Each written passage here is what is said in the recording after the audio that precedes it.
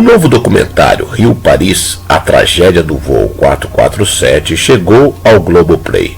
O lançamento ocorre 15 anos após o terrível acidente que vitimou entre a tripulação e passageiros 228 pessoas, das quais 59 eram brasileiros. O voo AF447 da companhia Air France saiu do Rio de Janeiro às 19h30 do dia 31 de maio de 2009. Porém, algumas horas após a decolagem, já na madrugada do dia 1º de junho, a aeronave caiu em meio ao Oceano Atlântico pouco depois de deixar o Nordeste brasileiro. Ninguém sobreviveu. O local em que a queda ocorreu é considerado de difícil acesso, por isso, demorou alguns dias para que os primeiros corpos e restos do avião fossem encontrados. Já as caixas pretas e a maior parte da fuselagem foram localizados anos depois, em abril de 2011. A tragédia permaneceu anos cercada de mistério. Muitos consideravam impossível que um avião daqueles, o Airbus A330-200, um dos mais modernos do mundo, simplesmente desaparecesse em uma rota intercontinental. A justiça francesa absolveu a Air France e a Airbus pelo acidente. Foram 9 semanas de audiências, encerrada em 7 de dezembro do ano passado. A história do acidente é contada na série original da Globoplay em 4 episódios. A produção narra a investigação, o drama das famílias e as atitudes tomadas para que um acidente semelhante jamais se repita. Eu sou Sidney Góes e você está no Placebo. Se inscreva no canal, deixe seu like e vem comigo que no caminho te explico.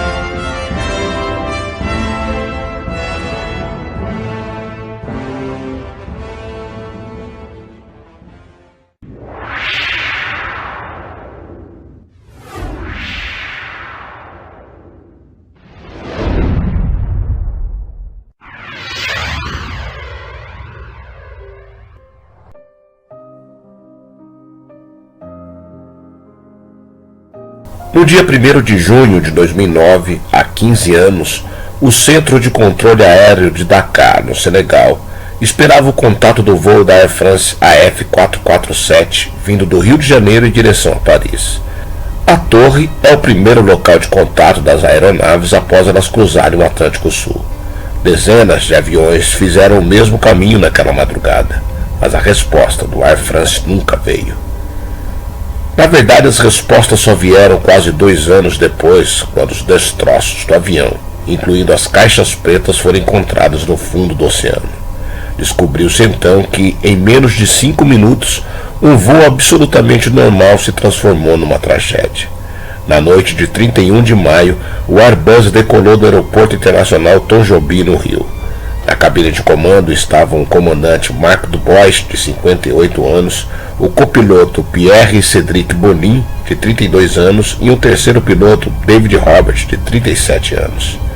A presença de pelo menos 3 tripulantes é padrão em voos transatlânticos, para garantir que nenhum dos membros ultrapasse o limite máximo de horas de trabalho estabelecido como medida de segurança na aviação comercial. Após a decolagem, Robert se dirigiu à área de descanso, próximo à cabine de comando. Ele retornaria ao cockpit para render o comandante Dubois poucas horas antes do acidente. Robert era o membro da tripulação com mais horas voadas no Airbus A330. Já Bonin, que pilotava a aeronave durante o percurso, era o menos experiente. Isso não significa que ele não podia pilotar o voo. Todos os pilotos precisam fazer tudo o que o comandante faz, eles são treinados para isso. A aviação comercial moderna é regulada por diversas medidas de segurança para prevenir acidentes. Um avião que cruza o oceano tem seus sistemas essenciais projetados com várias camadas de redundância, para que caso um componente falhe, o outro assuma a função. Isso é verdade para o Airbus 330, que fazia a rota entre Rio e Paris. Inclusive, ele havia passado por um ciclo de manutenção em abril daquele ano. Segundo revelou as investigações, a queda do avião ocorreu graças a uma série de fatores. Por exemplo, ele passou por uma forte tempestade tropical no trajeto próximo à linha do Equador, da qual várias outras aeronaves já haviam desviado. Então, devido às baixas temperaturas, os tubos de pitot que apontam a velocidade do avião congelaram e o piloto automático foi desligado. Nesse momento, quem estava comandando a aeronave era Bonin, de 32 anos, o menos experiente dos comandantes a bordo. Marco Dubois, o mais experiente, estava dormindo. Sem os tubos de pitot, o avião começou a sofrer com o stall, perdendo sua sustentação.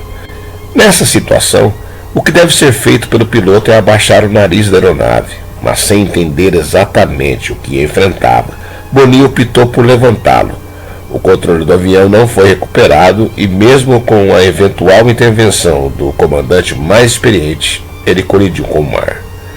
A versão final do inquérito sobre o acidente foi apresentada somente 3 anos depois, em 2012, pelo Escritório de Investigação de Acidentes Aéreos da França. Segundo o órgão, a tragédia foi provocada por uma junção de falhas mecânicas, erros dos pilotos e falta de treinamento de toda a tripulação para a pilotagem manual. Segundo o documento, a decisão errada do copiloto não foi condizente com o procedimento padrão e as informações fornecidas pela própria aeronave teriam sido contraditórias, podendo ter confundido os pilotos e os induzido ao erro. Também é descrito que o acidente poderia ter acontecido com qualquer outra tripulação. Embora os relatórios tenham apontado falhas mecânicas do incidente, o caso jurídico contra a Airbus e a Air France foi eventualmente arquivado em agosto de 2019. Porém, isso seria apenas mais uma disputa judicial sobre o caso que até recentemente seguiu na justiça. Em 2021, familiares das vítimas e o sindicato de pilotos recorreram e os processos por homicídios involuntários foram reabertos contra a Airbus e a Air France.